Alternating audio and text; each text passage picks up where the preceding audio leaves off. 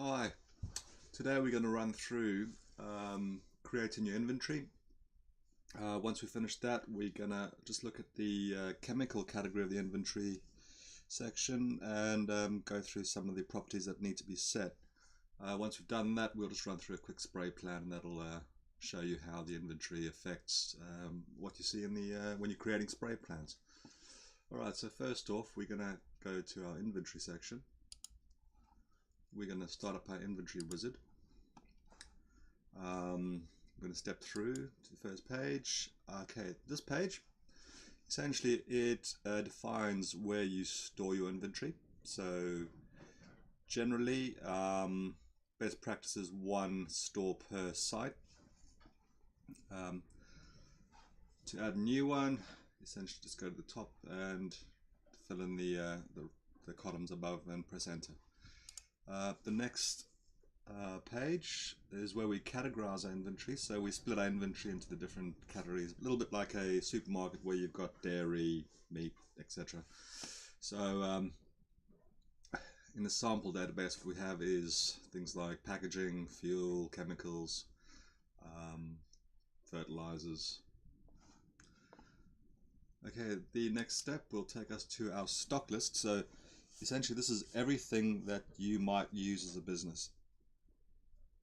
As we can see here, we've got a number of different categories, so we've categorized our inventory accordingly. So we might have, for argument's sake, a tub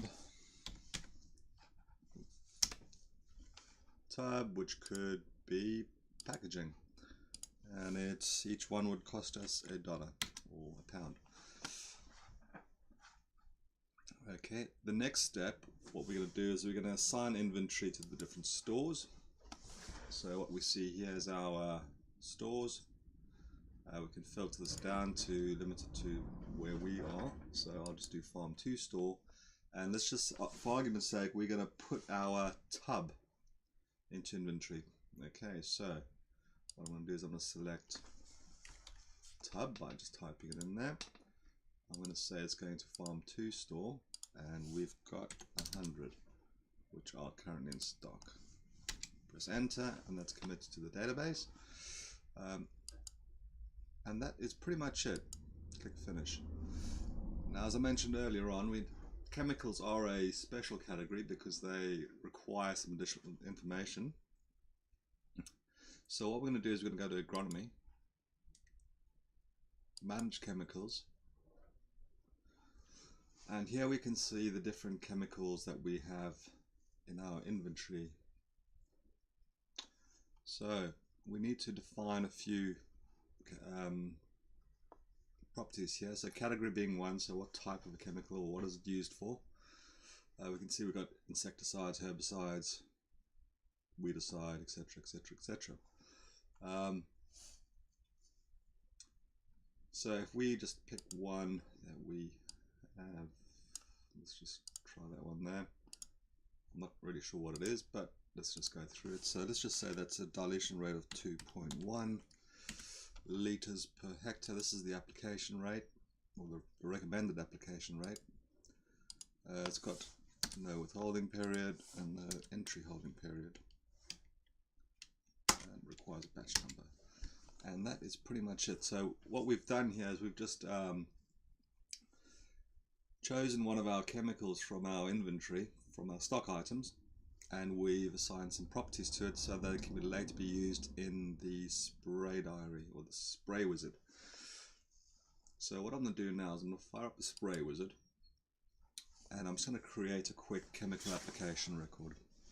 So first screen, next, we've got an option here to define why are we going to be treating this location. So I'll just say I'll select 3 or 4 different reasons. The next stage is to define the chemicals that we're going to be applying. So I'm going to choose Lithium. You always need to enter a batch number. If it's not required, just type in NA. The system won't let you complete the spray wizard without a batch number. So I'm going to click next. The next step here is I'm going to limit it down to, say, farm 2, and I'm going to be treating, let's just for argument's sake say these 3 blocks here. A couple of things here. So this is telling us what we're actually growing in there, or what's been produced from that location. This defines the area size in hectares, and this section, the plants, defines how many plants we've currently got in that location. So I'm going to be treating the entire block. So I'm just going to say we're going to be going all of them. In the next step, what I'll be doing is choosing a planned date, which will default to the current date. I have an option here to select the device that we're going to be using. So this would be your sprayer. It's pre-configured with a capacity already, which is a full tank. I'm going to define how many liters per hectare I'm going to apply. So in this case I'll just do 1,000 liters per hectare. The next step is to calculate it. What this does is it looks at the application rates for the chemical along with the tank capacity, and works out how much you should be, or the volumes that will be applied to each block.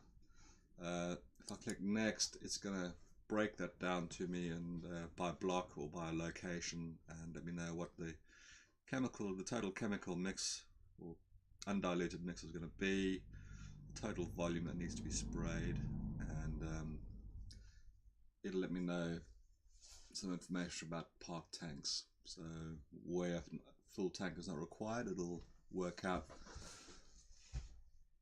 what the part tank would need to be.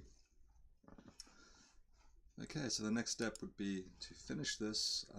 You have an option here to mark the plan as completed. So this is where you've actually completed the plan already and you're doing the records afterwards. If you're planning it, you don't need to complete that. You can complete that at a later point in time. So I'm just going to say, yeah, it has been completed. So I'll be able to just print a quick copy of the plan, so I can either take that with me or email it or print it out and pass it on. So here we can just see all the calculations and the recorded volumes. So using the report, you can either email this or print it, or do whatever you choose to do with it. Thanks for watching, and look out for our next lesson in MTrack. Thanks a lot. Goodbye.